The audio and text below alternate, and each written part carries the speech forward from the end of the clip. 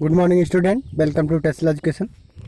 आज है 9 जून। 9 जून से जितने भी करंट अफेयर के क्वेश्चन बन सकते हैं सारे हम वीडियो में डिस्कस करेंगे और इनसे रिलेटेड जो भी स्ट्रैटेजी के होगा सब कुछ मैं आपको बताऊंगा, तो वीडियो बहुत ध्यान से देखिए। और अगर आप हमारे चैनल पर नए हैं तो पहले टेस्ला एजुकेशन को सब्सक्राइब करें। चलिए पहले क्वेश्चन के साथ सेशन स्टार्ट करते हैं। किसे स्विट्जरलैंड ने भारत का नया राजदूत नियुक्त किया है? तो अभी मोनिका मेहता को स्विट्जरलैंड में भारत ने अपना नया राजदूत नियुक्त किया है और देखते हैं इसके बारे में। तो मोनिका कपिल मेहता जो है वो अगले राजदूत के रूप में नियुक्त हुई हैं।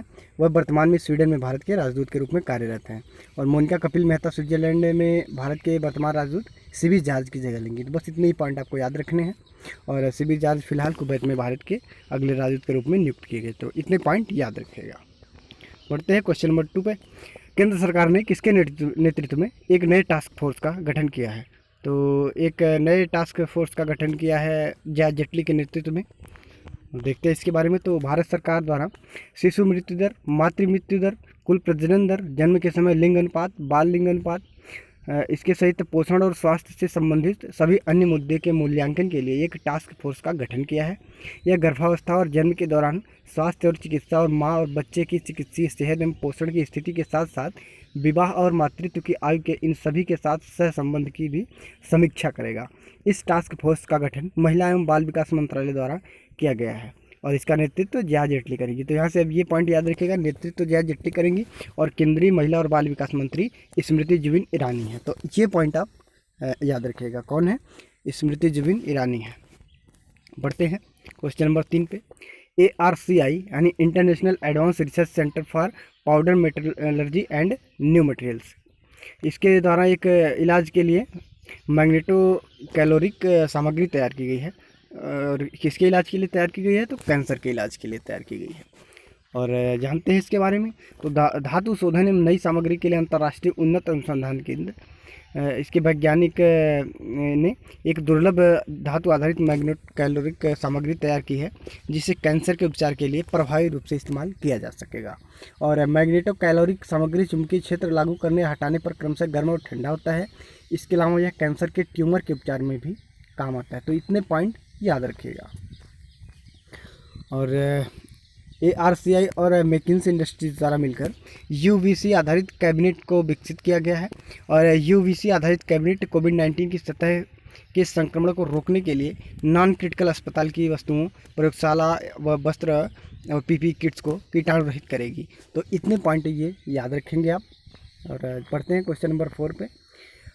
विश्व महासागरीय दिवस कब मनाया जाता है? तो अभी 8 जून को विश्व महासागरीय दिवस मनाया गया है और जानते हैं इसके बारे में। तो हर साल विश्व स्तर पर 8 जून को वर्ल्ड ओशियंस डे यानी विश्व महासागर दिवस मनाया जाता है। यह दिन हमारे जीवन में महासागर के महत्व और इनके संरक्षण के लिए जरूरी प्रयासों के बारे में वैश्विक जागरूकता बढ़ाने के लिए मनाया जाता है। और संयुक्त राष्ट्र विश्व महासागरीय दिवस 2020 का जो थीम है यानी विषय जो है innovation for a sustainable ocean है। इतने पॉइंट आप याद रखिएगा, थीम इंपॉर्टेंट है, याद रखिएगा क्या है theme? Innovation for a sustainable ocean. तो क्वेश्चन नंबर 5 पे चलते हैं। पूर्व संतोष ट्रॉफी खिलाड़ी हमजा कोया का निधन हो गया, वह किस राज्य के लिए खेलते थे? तो ये महाराष्ट्र के लिए खेलते थे। इनके बारे में जानते हैं।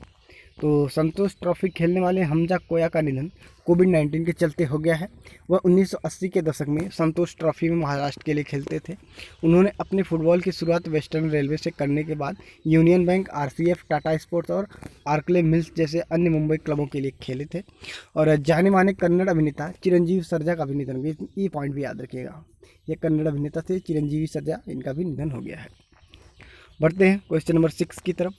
अभी किस समूह ने कोविड-19 महामारी के लिए $21 बिलियन से अधिक की सहायता राशि देने का ऐलान किया है? तो G20 समूह ने जो है ये महामारी से निपटने के लिए, लड़ने के लिए $21 बिलियन से अधिक की सहायता अपने मेंबर्स को देने का फैसला किया है। तो जानते हैं G20 के समूह में के जो सदस्य देश हैं उनको हम पहले एक बार देख लेते हैं कौन कौन से हैं। अर्जेंटीना, ऑस्ट्रेलिया, ब्राज़ील, कनाडा, चीन, France, Germany, Bharat, Indonesia, Italy, Japan, Mexico, रूस, सऊदी अरब, दक्षिण अफ्रीका, कोरिया गणराज्य, टर्की, ब्रिटेन, संयुक्त राज्य अमेरिका और यूरोपीय संघ है। तो ये इतने सारे इसके जो कंट्रीज और मेंबर हैं। और G20 समूह के सदस्य देशों ने कोविड-19 महामारी से लड़ने के लिए $21 बिलियन से अधिक सहायता राशि देने की प्रतिबद्धता जताई है। तो याद रखिएगा।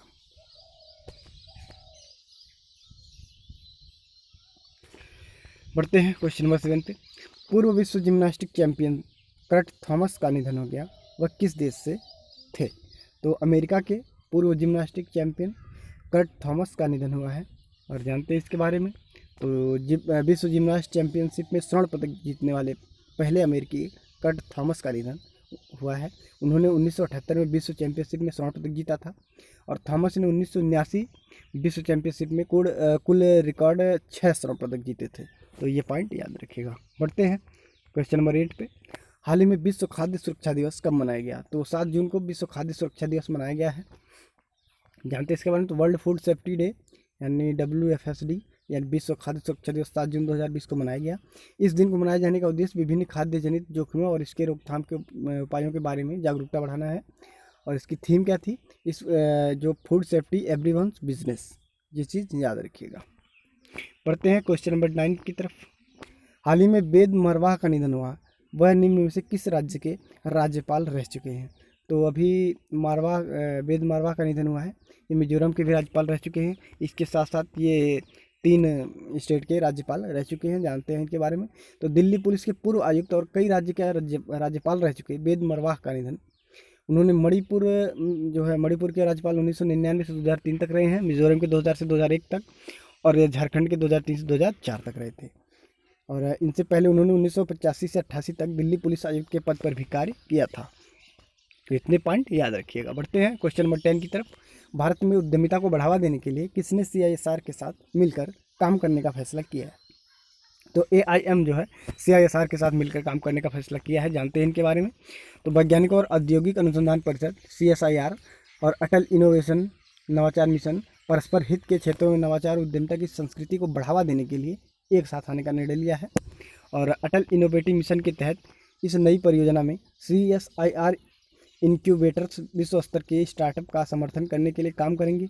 वे नवाचार के नए मॉडल लाने और CSIR नवाचार पार्क स्थापित करने के लिए मिलकर काम करेंगे। तो इन दी पॉइंट आप याद रखिएगा। Thank you, thanks for watching Tesla education.